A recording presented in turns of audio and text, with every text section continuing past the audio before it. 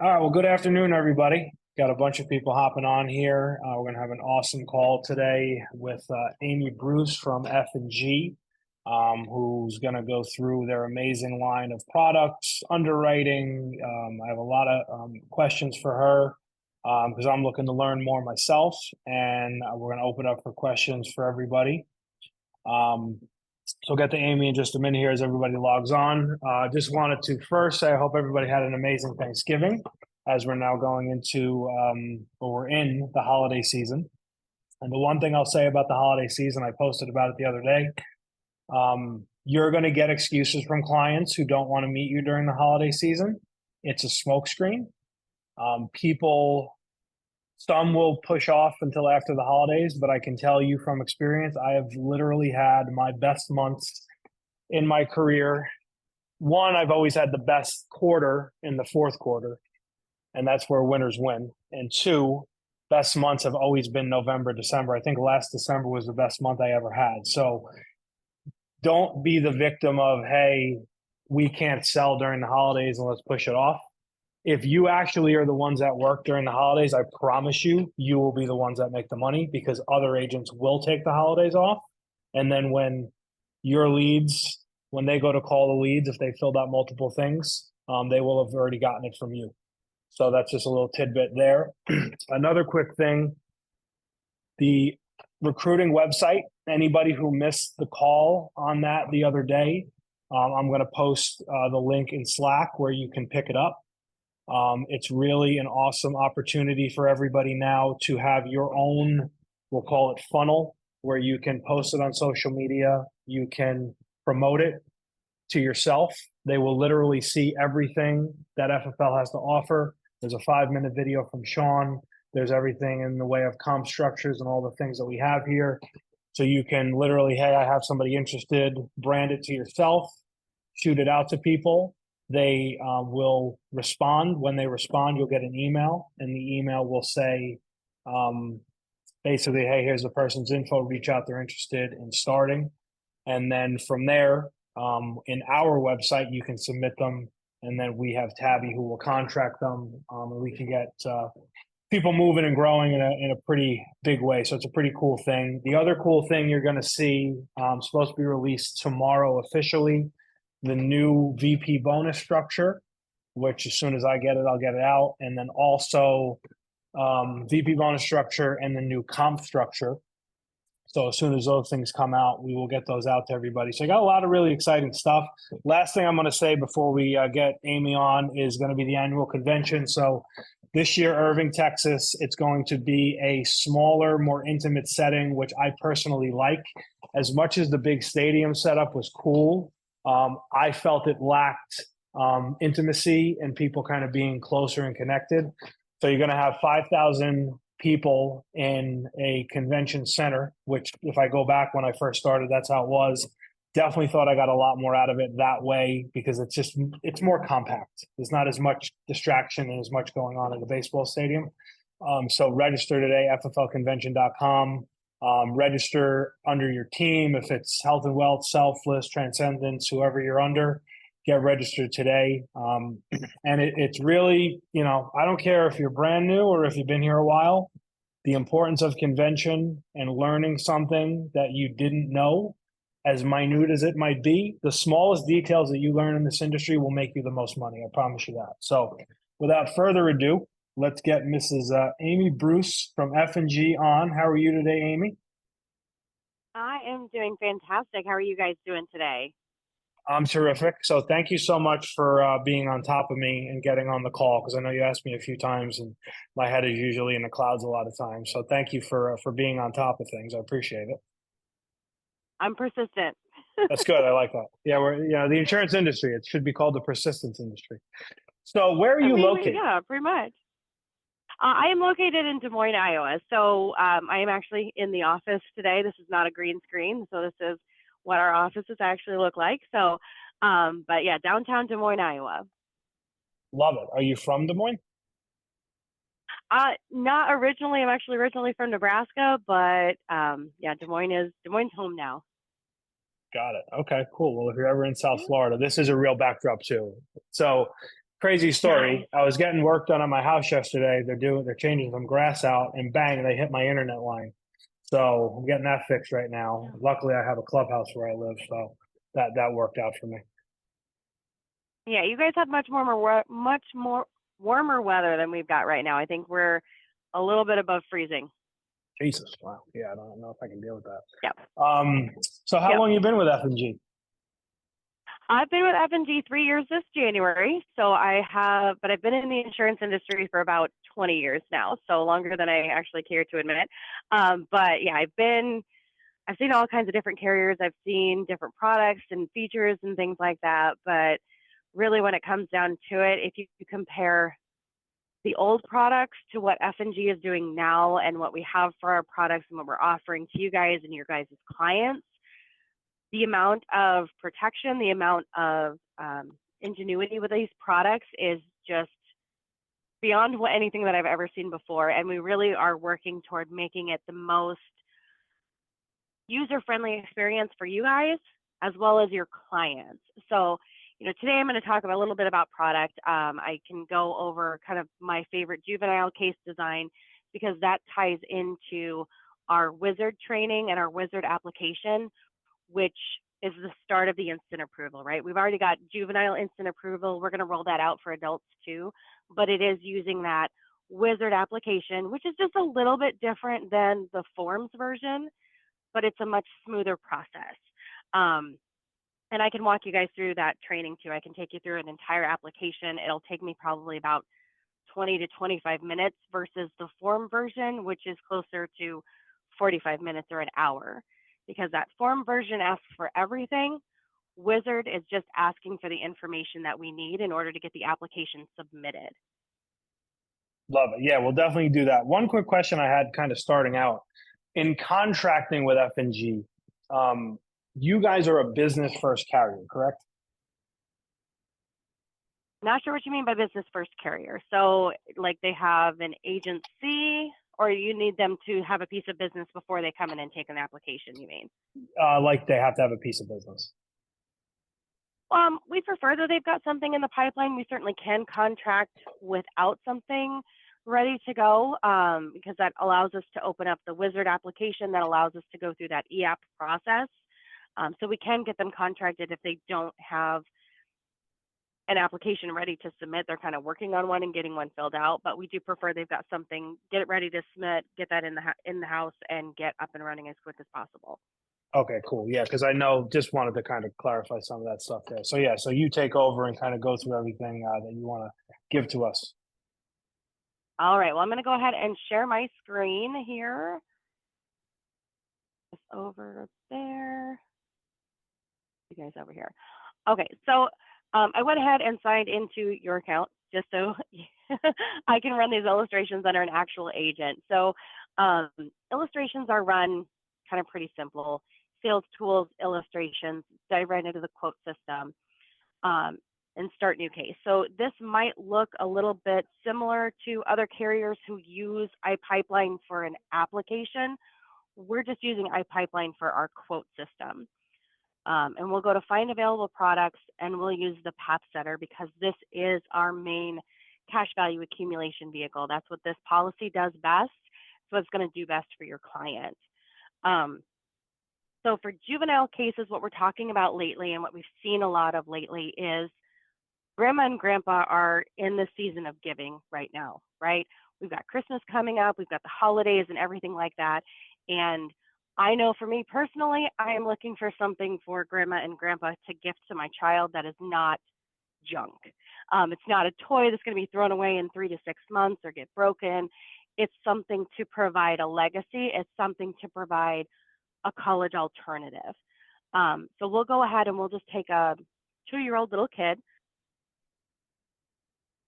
And we're just going to start this out with $200,000 of death benefit because that's going to get us our instant approval.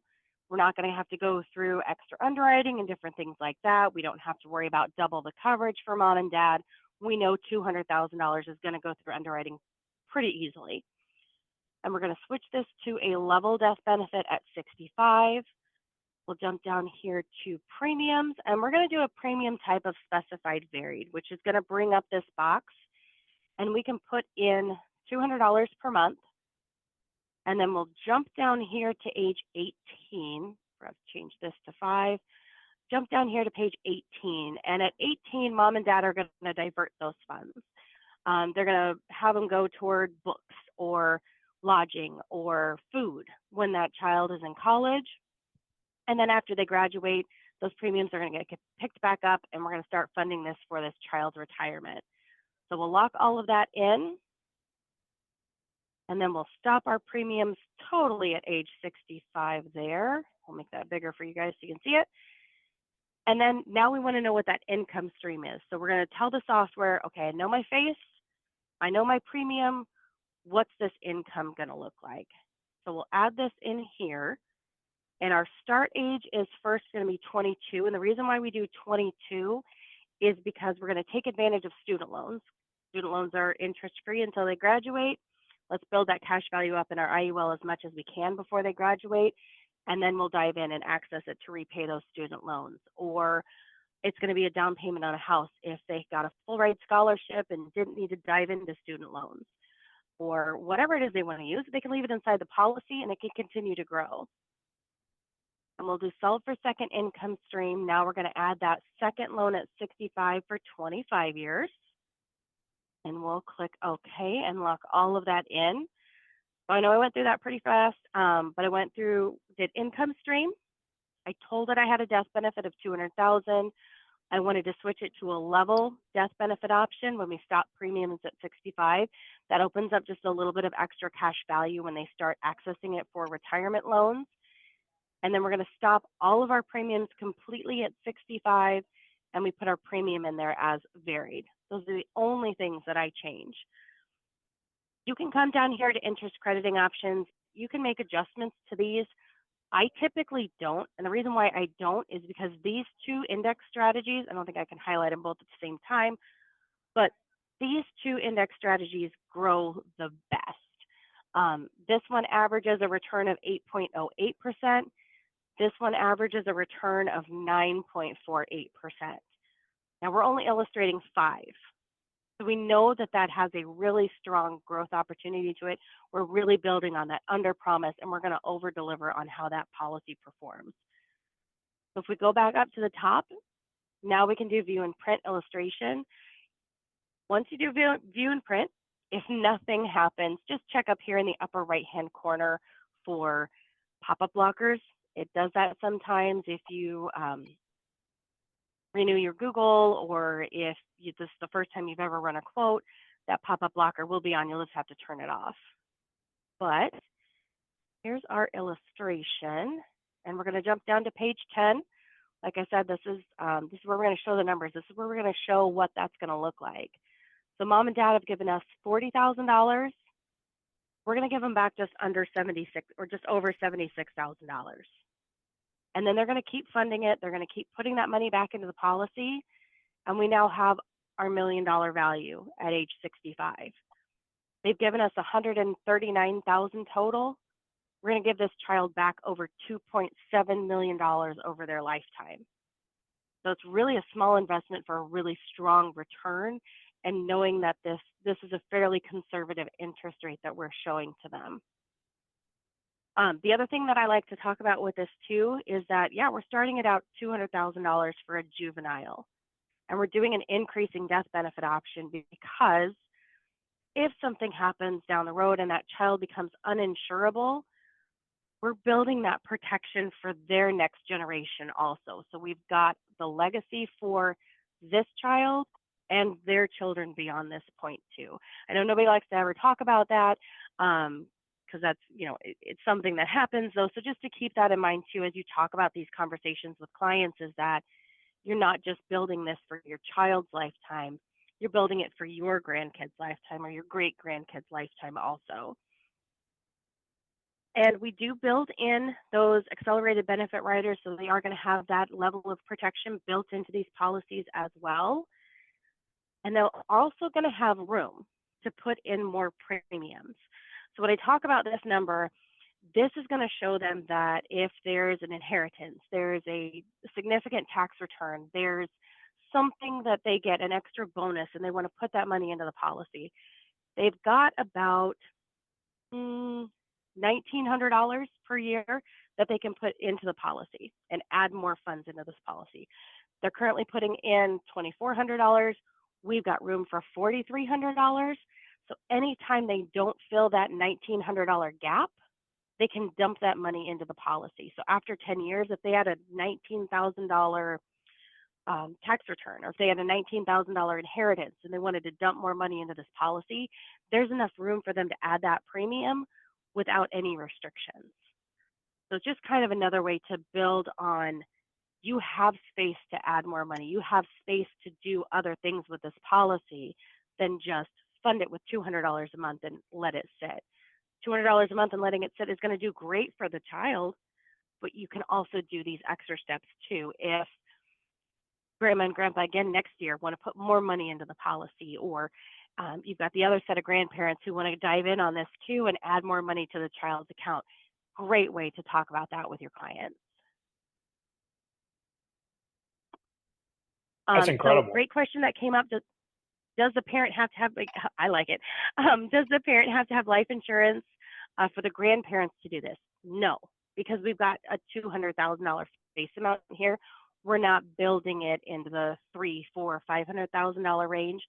Our underwriters have come through and they said, hey, $200,000 makes sense on a child, because, you know, if something were to happen to my kid, I know that I'm going to need something to replace my income, because I'm not going to be able to function for a while.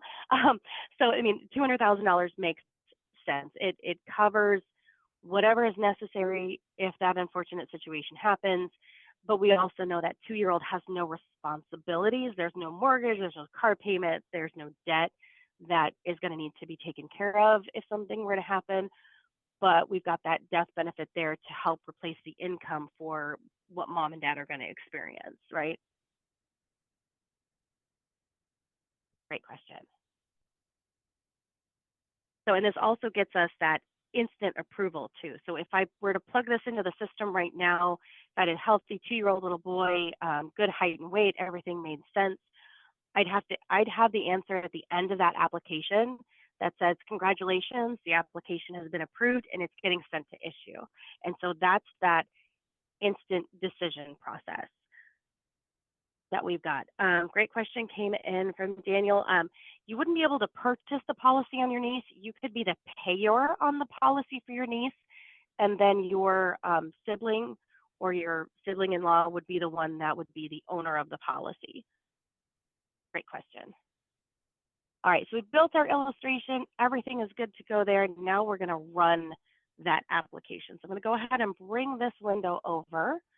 This is a test environment, and it likes to time me out quite a bit. So let me get signed back in here. So again, this is a test environment. If you see something that is out of date, maybe it's the wrong rates, something like that, again, test environment. So please ignore that part, but this will actually get us to that application. So forms and material, and then online application. And then you go ahead and select that you're doing a life quote. And then we'll do a Start New Life Wizard application. So the New Life Wizard application, this is what we're moving forward to in 2024. This is what we currently have available right now. We will transition out of the forms-based applications completely in the start of 2024. So I like this, but I like this one a lot better, and I'll show you guys why I like it a lot better.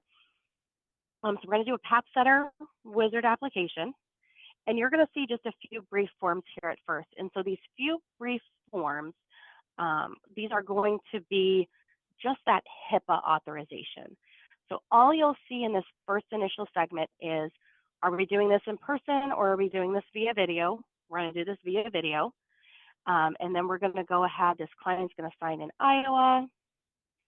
And we've got our agent down here. We're going to say they're getting 100.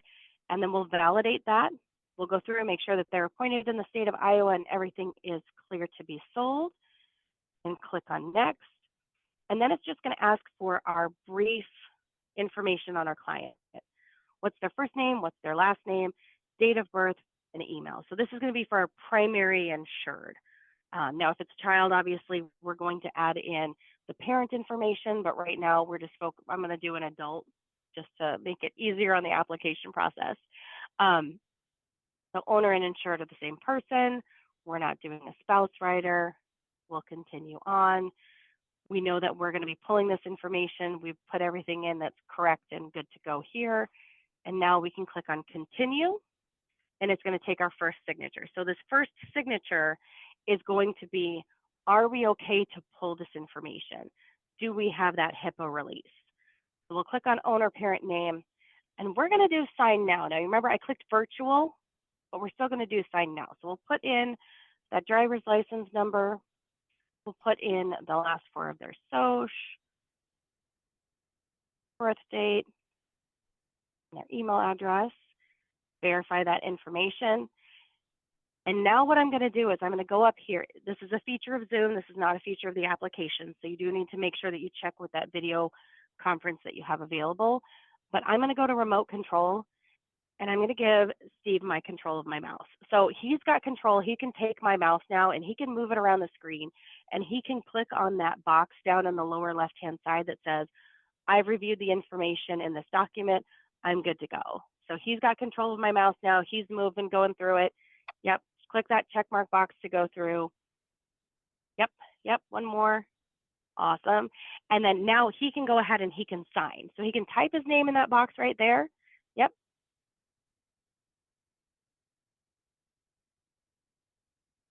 Put his information there. We'll put city and state.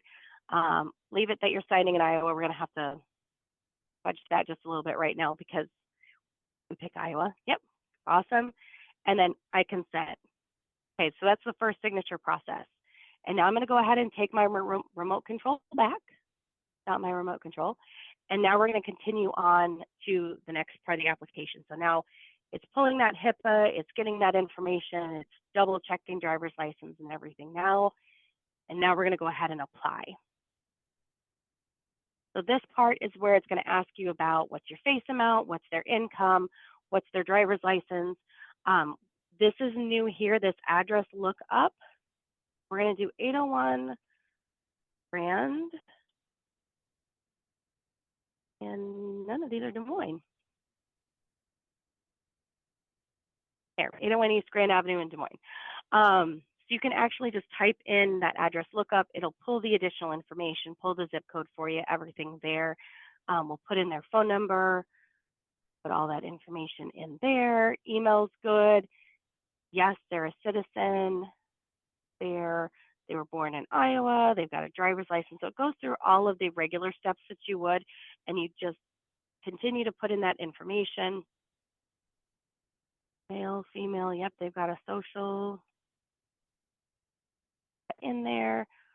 Height, weight. Now, the only thing here for children and different things like that is you are going to have to go through and have them double check their client's weight, the infant's or the child's weight, because if they go by the last time they visited the doctor, that could be 6 months ago, that could be years ago. So we'll just want to make sure that we've got the most up-to-date height and weight on there because we do go by percentages.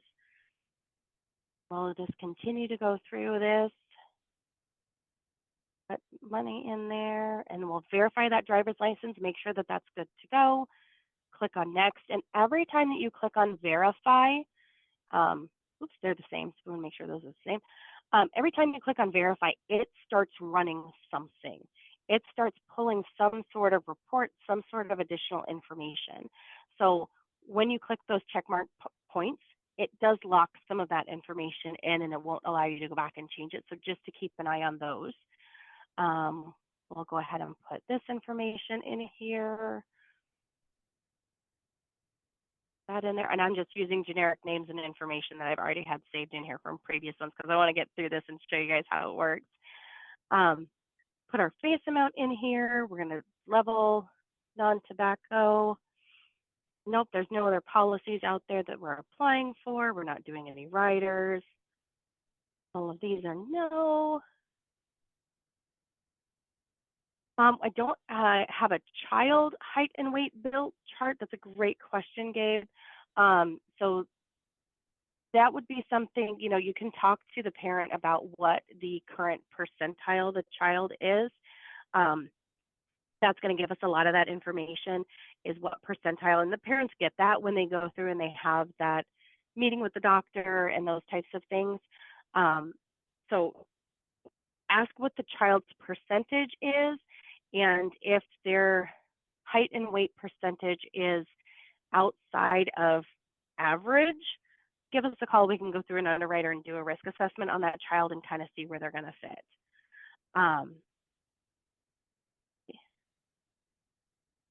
We'll go through. And if you ever have any of these, if there's a psychiatric mental health disorder, if you click on yes, it's going to ask for additional details, information. Go ahead and type that information in there.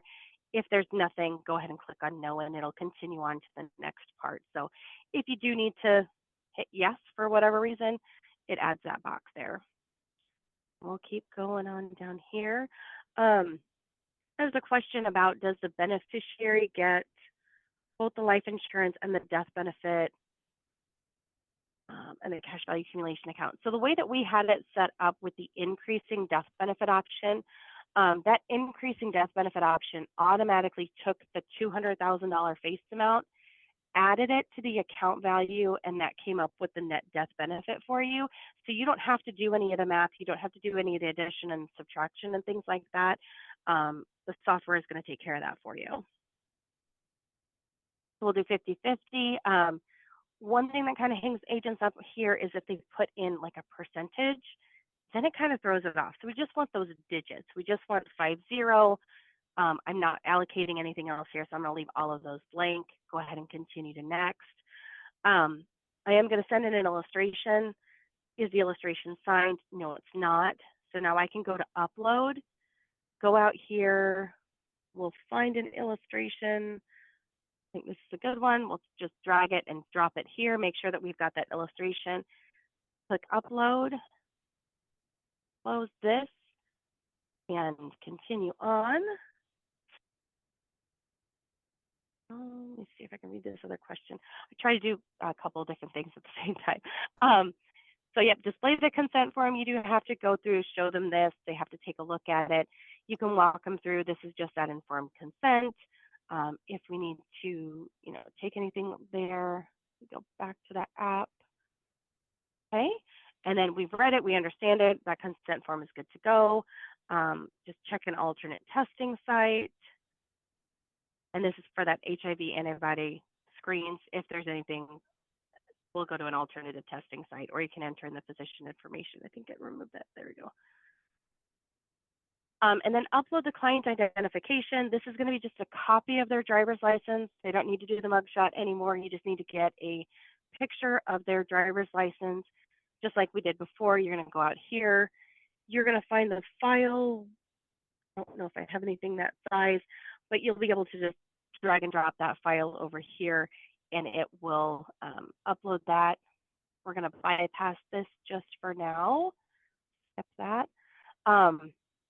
Now, this is the last question. I'm at 98%. So I know I went through that really, really fast, but I am at 98%.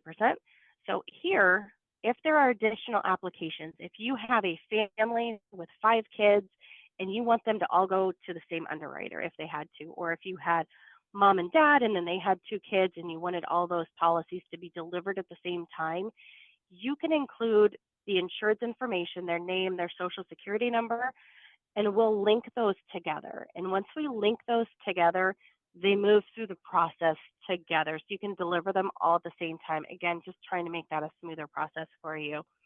And then, are there any special instructions? You can have the policy delivered right to the client. If that's what you want us to do, put that in these special instructions here. We are looking at moving toward having this be a checkmark box just to make it a little bit easier, a little bit more user-friendly here. But right now, do deliver to the client's address of record. I'm going to go ahead and click no. And did I miss something? oh, I did miss something. I missed my premiums down here at the bottom. So we're going to go back and put that premium in here. It's $200 a month. We're going to do monthly bank draft. If it ever you're at 98, 99%, you can always click on this little drop down arrow and it's going to highlight whatever it is that we're missing. Pretty important, so we got to go back here and take care of it. And we'll do a monthly bank draft at another time. If you want to set up that monthly bank draft right now, go ahead and click on yes. It'll expand out to add this additional information. Just a couple of things to do here. This first one, draft on approval. This is going to draft as soon as we are clear with that issue instructions. We're good to go. It's going to send it right off and start that draft right away. This one, draft on a specific day. This is a little bit different. If you were to go through and pick the first of the month and that application came through today and you wanted it to be December 1st, if this didn't get approved until December 5th, they're going to wait to draft until January 1st of 2024. So that's the only thing with that one, is that if we get this issued after the date that you selected, it'll draft the month later. This third one here is draft upon my request. So you would need to reach out to us, reach out to Policyholder Services, let them know, hey, yeah, we're okay to go ahead and draft that one. It won't be on a specific date, though. It will be on whenever you let us know that that's going to happen. Checking account information, bank account information, all of that down there is good to go. I'm going to pop back here and tell it no. And go to next. What am I missing? Oh, my final acknowledgement is missing right down here. So I'm going to jump to the very end. Click OK. And now I'm done. So now I can go ahead and continue, and now I can collect that second signature. So it'll spin here. All right, we're going to dive into the owners. We'll do sign now, just like that same process that we did before. Pull that information in here. Verify that we're right, and now I can pass that control back over to my client. He can take control of my mouse and he can go ahead and sign. Ready for you, Stephen. You can go and take my mouse and move that around if you want to. Yep. See. While he's doing that, great question from Christy. If the client's interested in the policy for cash value and the client doesn't qualify medically, would I consider using the child as the insured and the parent as the owner? I don't know, because that really depends. You know, if the parent is starting to use that for their retirement and those types of things, you kind of get into, is that in the best interest of the child now? I'm going to go ahead and take control back here. Awesome. Because in order to keep those loans tax-free for the child, that policy has to remain active and in force until the child passes away. So what you run into with parents owning the policy, accessing the funds, we're insuring the child, if we potentially lapse that policy before a death claim is made, now those taxes are going to be owed for the child and they can be on the hook for that. So it's not always is going to be right response to that one. We'll go ahead and click on I consent.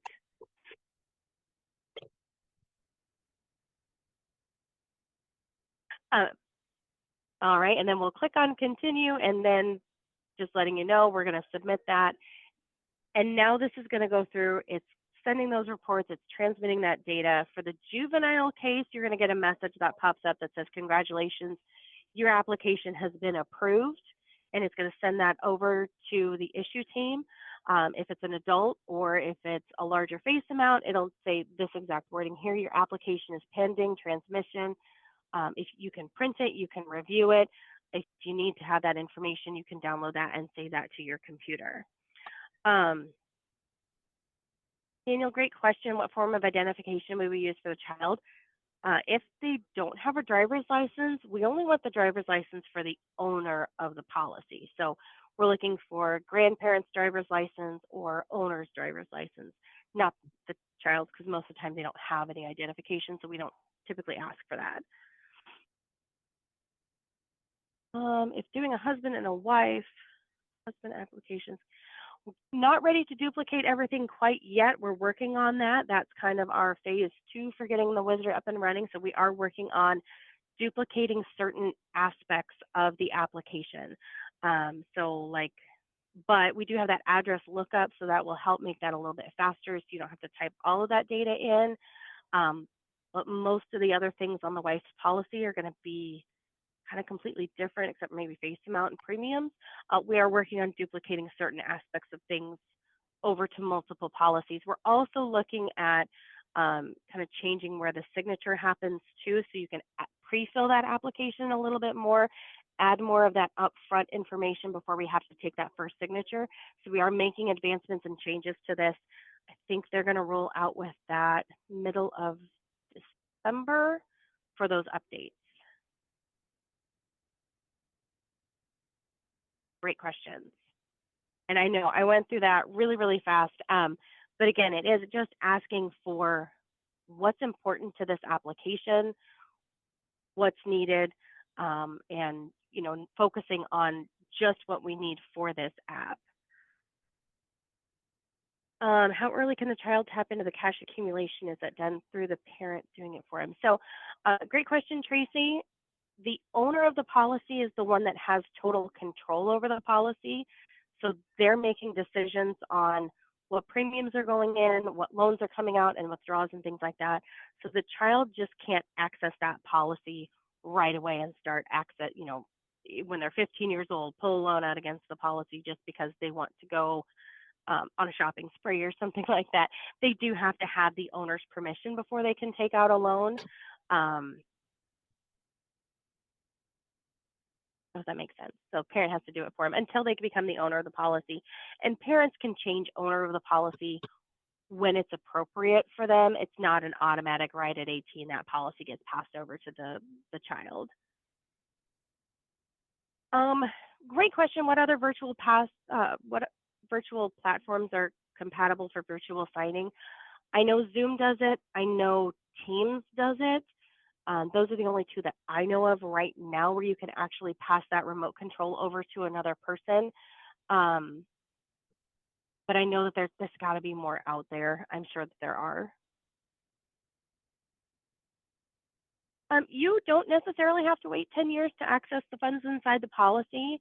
There's fees for a withdrawal. If they process a withdrawal against the policy, there's a $25 fee for processing a withdrawal. Loans are a little bit different because loans start accruing loan interest when the loan is taken.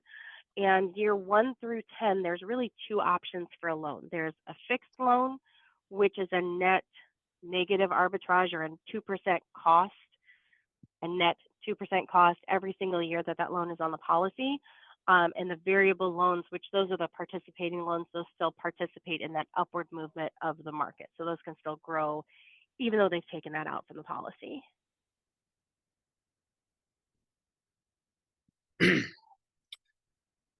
So quick question I have, just in general terms, and I know you guys are doing a lot of stuff, kind of like you mentioned, in getting certain things to issue quicker and going a little bit more that simplified issue route. Obviously you're doing children now, but adults.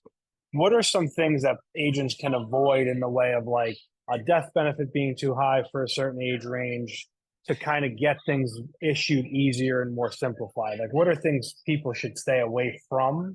So this way stuff isn't stuck in underwriting or potentially going to do medical.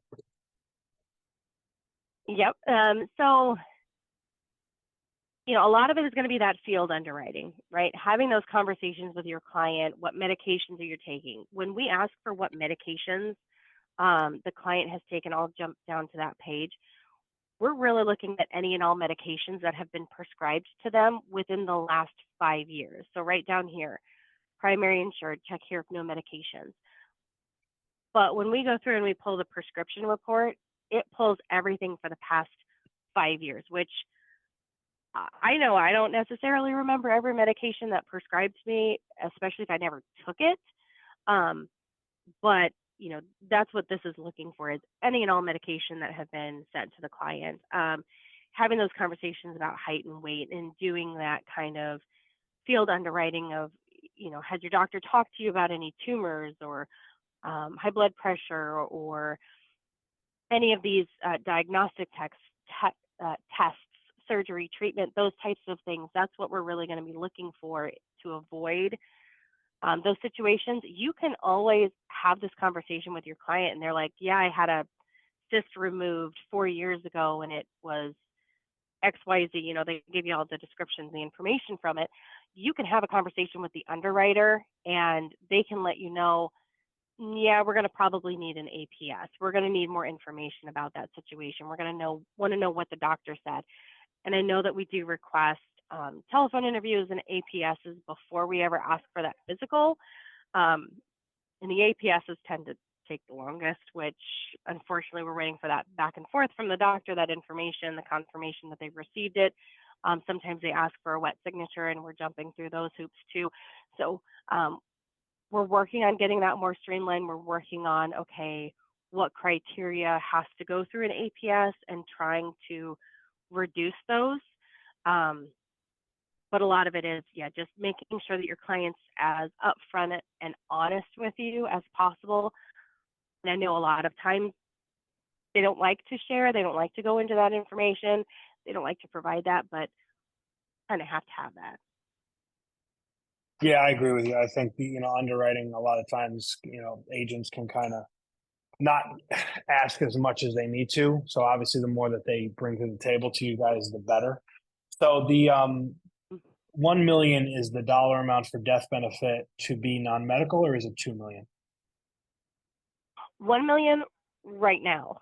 So there are, just to let you guys know and give you some inside information, there's some discussions on possibly moving that up, getting to that 2 million point. So they're having those discussions right now. They don't have any answers for us on that quite yet, but they are looking at making enhancements to that exam-free underwriting for clients who are applying for, right now it's $1 million or less, and 60 and under are eligible to go through the instant approval, or not instant approval, exam-free underwriting. I don't know what the requirements are going to look like for the instant approval for adults, but that's first quarter of 2024 is what we're aiming for that. Oh, that'll be awesome. And then as far as age range, that 1 million, what's the top age that you can go before that starts cutting down on an approval without a medical? 60. 60. Okay. Got it. Yep. Let's see. So what labs are needed on these? Yep. So Tracy, great question. What labs are needed? When we go through and we do the exam free, we pull the MIB report, motor vehicle report, prescription report. I'll see if I can bring up my underwriting guide real quick here for you. All around here somewhere. There we go. So this general underwriting guide is going to go through, and we'll jump down here and show you, so RX is your prescription report, MVR, motor vehicle report, lab history, criminal record info, and then, that's the information that we pull for our exam-free underwriting. Once we get outside those kind of beige or gold-colored boxes, that's when we start adding in a paramed exam. Got it. And one thing I'll just point out here, if we're doing over $500,000 for a juvenile, it's kind of automatic that we're going to ask for an APS. So it's another thing to, kind of look at those face amounts, look at that, have that conversation with the client of, okay, do we need a $500,000 policy on a 2-year-old that has no responsibilities, or can we go a little bit less than that? Can someone change that? Let's say somebody started out with a 500,000 and in year 2 or 3, can they lower that death benefit? And if so, is there a percentage that they can lower it? Death benefits can be changed after policy year 3 has started. And it just kind of depends on what that change looks like and how that impacts the guidelines later on down the road. Because going from a $500,000 policy down to a $100,000 policy would probably change the guidelines so much that it could create a negative guideline premium situation. And basically what that does, instead of allowing the client to continue to add funds to the policy, if we were to allow it, it would actually start to force money out of the policy, and we can't administer a policy like that. So we just would say, no, you can't change the face amount that much. Maybe they go down to 250,000 or 300,000 because that makes sense for that situation. Got it. Okay.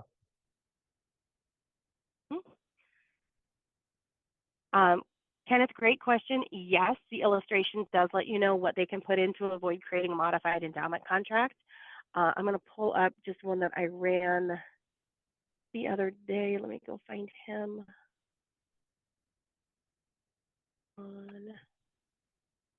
What percentage of growth Something this about year has F&G seen since partnering with FFL? Because I guess now you've been with us about 2 years almost, right?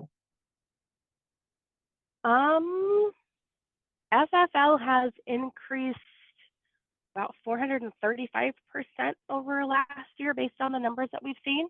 Wow. So we have Incredible. seen, yeah, record growth with you guys.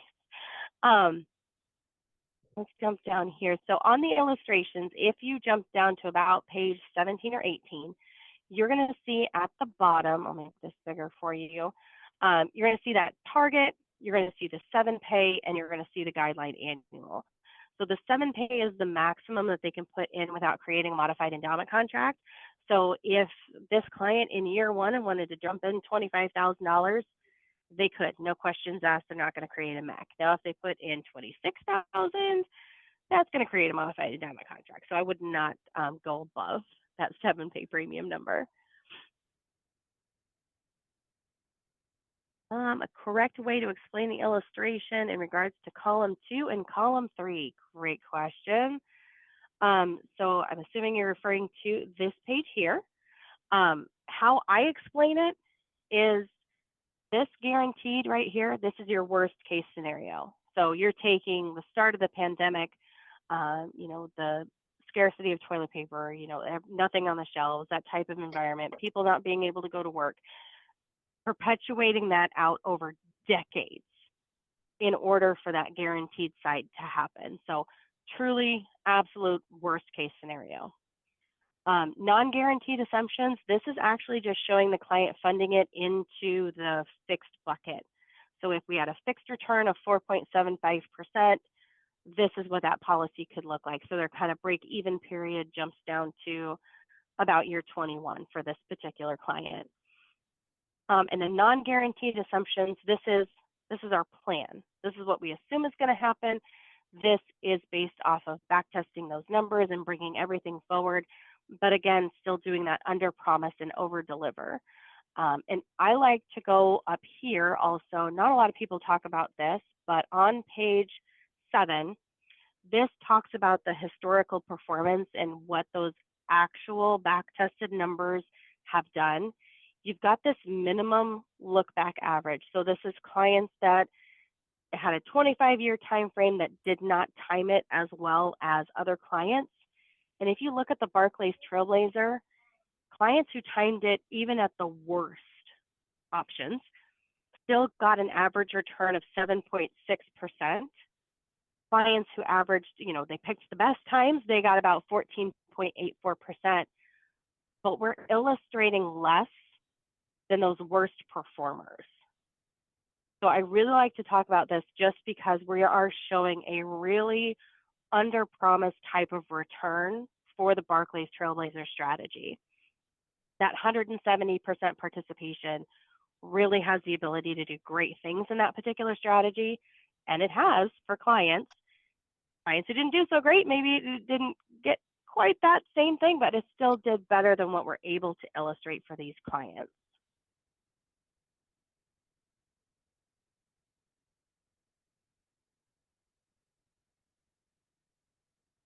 Love it.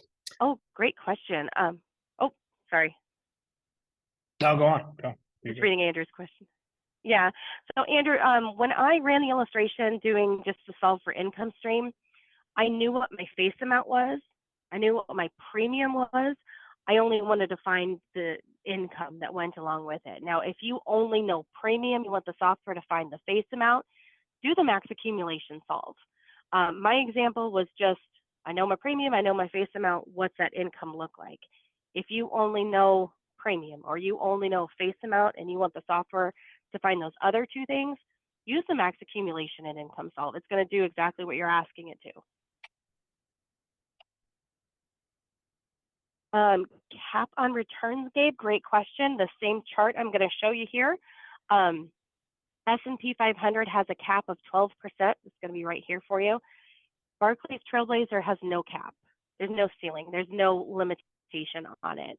I think the 170% participation is going to do best because if you have a 10% return and you have 100% participation, that client gets 10%. If you have a 10% return and that client gets 170% participation, they're credited with 17%. So that additional participation rate helps them take advantage of kind of lower markets too. So if you go down and you look at this page, this is the historical data. Just the raw Barclays Trailblazer with the negatives and the positives, the average return has been about 3.53%. But with our floor, with our enhanced participation rate, that's where it's averaged the 9.48%. So more participation, more opportunity for growth.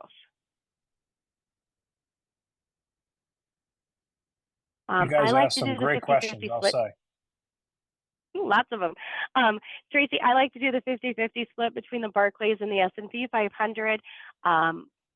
That's just because it's what the default is, and it illustrates really, really well for your clients. The best thing is they're not married to it. If they decide that they want to change it next year, they want to go all in on the Barclays Trailblazer, they can make changes to their allocation at any point in time. Money that's already been put into the S&P is going to hang out there until it gets to 1 year old, and then it can be moved. New money can be moved at any point in time. No, there's no fee for the participation rate on 170%.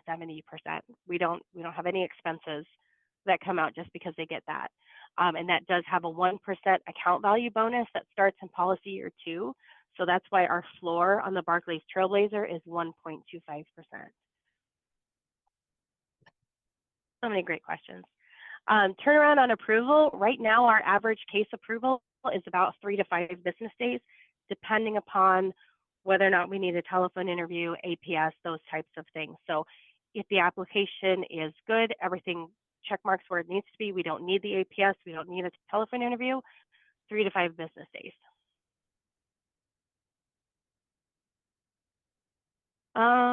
Great question, Christy. Are there any restrictions on dropping lump sums into the policy? Those guideline premiums, the 7-pay premiums, are going to be what's restricting you. So the guideline premium is a cumulative number.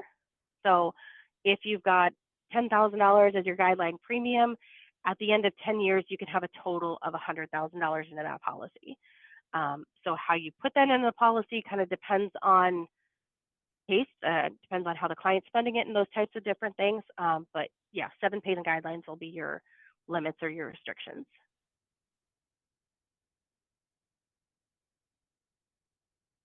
Joel, that's a great question. Technically, they can access that inside the same policy year. However, I would advise the client not putting money into the policy and that they're going to access within the next 5 years.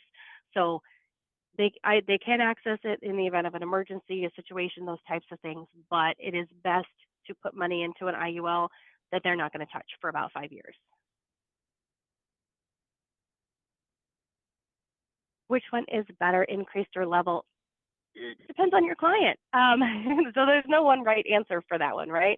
So increasing death benefit option, if we just look at this case right here, this is a level death benefit option. So what we're doing here is we're building it off of $322,000, and the death benefit is level, every single year until our cash value gets too big. But what happens with a level death benefit is we're using their cash value to offset our risk. So they're only paying the cost of insurance for $170,000 policy. They're not paying for the full $322,000. So the cash value can do a little bit better versus an increasing death benefit. My cash value would be smaller because I'm paying the full cost of insurance the entire time on the full $322,000. So if you're doing a max accumulation and income solve, the increasing death benefit option is going to come up with a much smaller death benefit for your client up front, which allows us to grow that policy a lot more.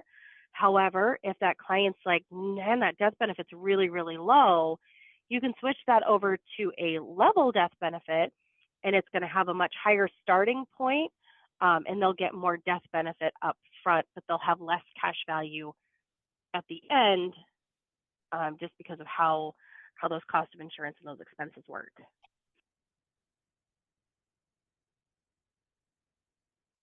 All right, we got another question, Andrew, about the 7th pay guideline, single guideline, annual definition. So this could be a much longer conversation. I'll try to make this as simple as I can.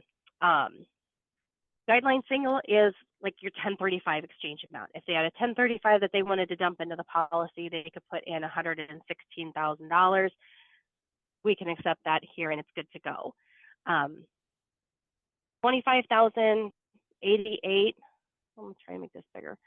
25,000 is the maximum one-time lump sum that they can put into the policy the first year. So if they wanted to just drop a big chunk of money in, pull some money out of their bank account, this policy can take that $25,000 year one. But my guideline single number also works with that guideline annual number. So this one's a level death benefit, about 15 years. They can put in $7,699 for 15 years, and that's going to total the $116,407.88. And then policy year 16, the cumulative total goes up by another $7,699, goes up by another $7,699, and up and up and up. So they all work hand in hand. They all work in partnership with each other. And if you had a client who wanted to put in $25,000 per year for as long as they could, you'd take 116 divided by 25. They could do that for about 4.5-ish years. And then they're going to need to wait until policy year 16 before they can add in $7,699. And I can help you illustrate that too. So if you want to give me a call or email me about that, I'm happy to take that conversation offline too, because it's a lot.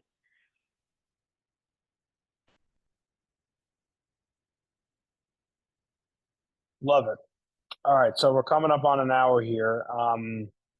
We'll get 2 more questions. Oh, well, here we go. So Amy can drop her her info in the chat if you'd be so kind, so everybody can ask you more questions. For me, I'll just say this. I think right now with that growth of IUL volume, F&G, and just across the board, obviously last year was a massive year for IULs, everything that's going on in the economy. If you're selling, I was going to ask you this one last thing, Amy. So you had mentioned you've been in the industry 20 years. I'd assume you sold at some point, right? Actually, no, I've always worked on the carrier side of things. I worked for a broker for a short period of time, but I am not a salesperson. I know my limitations. Okay, guys, because you actually came across as if you sold, so that's good. You sold me. I was going to ask maybe some tips on sales and how to kind of position these, but if you don't feel comfortable, you don't have to do that. But I appreciate kind of going through everything. Yeah, no problem. And a lot of it, a lot of sales is going to be believing in what you do, right? It's going to be believing in the products that you're selling, believing in the information that you're presenting, and believing in yourself. Walking into that appointment with confidence that you know what you're doing, and even if you don't know what you're doing, right? It took me forever to remember guideline premiums and how to explain them and how to have those conversations with people and explain that. But you speak with confidence and the room's going to follow you, right? Because you know what you're doing, you know what you're talking about. And if you believe in it, and I believe in the F&G products, I've seen great things from them. I mean, when I first started here 3 years ago and they were talking about the overloan protection rider being built into these policies, I'd never heard of that being built into policies before. I've seen policies get overloaned. I've seen policies lapse. I've had those conversations with clients when I was on the enforce side of things, trying to explain to them why they got a 1099 for $100,000 when, they can't afford that. They don't have that anymore, but because they took the loans, the policy went overloaned. It now lapsed. They no longer have the policy and they have this 1099 that they've got to deal with. So knowing that F&G is in the business of making that protection, providing a good quality product that your clients can rely on being there for their entire lifetime is why I love working here. And it's why I love being able to help provide you guys with this information so you guys can take it out to the clients and show them the benefits of these policies. I love it. Yeah, the last thing I'd say here, I'll use Tierre as a great example, and Mike, Kyle. Having the conversation with people in the environment that we're in, with the economy the way it is, a lot of people don't have the ability to have pensions anymore. 401ks are certainly really not the answer. I think if you just do a good job of having the conversation with everybody you come in contact with, and asking them kind of like what they have and what they're looking for. And then obviously with the kids and everything, you can sell a boatload of these, on your leads. And then also just in general, when people that you talk to, like these really sell themselves. And I'd say it this way: when we sell a life insurance policy that's, hey, it's going to cover final expenses, mortgage, term, whatever, it's kind of like, I want to get it. I want to protect my family, but it's a bill and I have to now pay $100 a month for a quote unquote bill. A little bit of a harder sell sometimes, as we all know. But when it's, hey, I'm investing 100, 200, 300, hell, Pierre and everybody else, they're writing $1,000 a month premiums, which is crazy. When you're now talking from the investment versus a bill, it's a whole different conversation. So it's a great time to sell them. And I think you'll probably be up another 400 to 500% with FFL next year. Challenge accepted. Bring it on. Right. All right, guys. Well, I appreciate everybody. Next week, we're going to have Michelle Hilliker from American Amicable on to kind of go through everything there. And, Amy, we really, really appreciate it. And anything that we can do for you, let us know, and have an awesome holiday season.